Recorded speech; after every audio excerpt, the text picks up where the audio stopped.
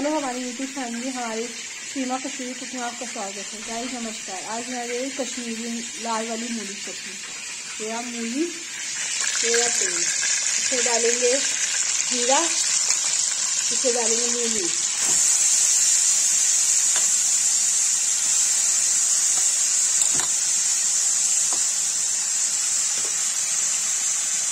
इसमें डालेंगे नमक, थोड़ा ही डालेंगे क्योंकि थोड़ी है, इसको चला देंगे।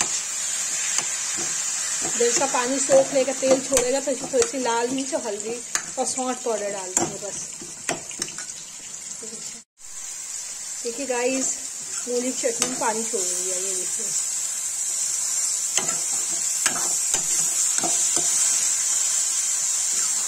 अभी भुनेगा तो एकदम थोड़ी सी हो जाएगी, भुनेगा तो एकदम थोड़ी सी हो जाती है। हरी मिर्च नहीं डालती हूँ मैं, लाल मिर्च डालती हूँ थोड़ा सा।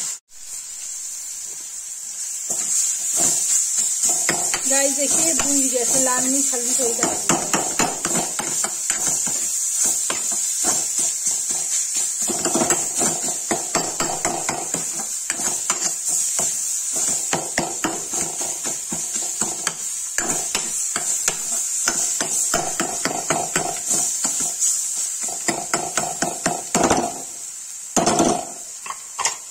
गाइस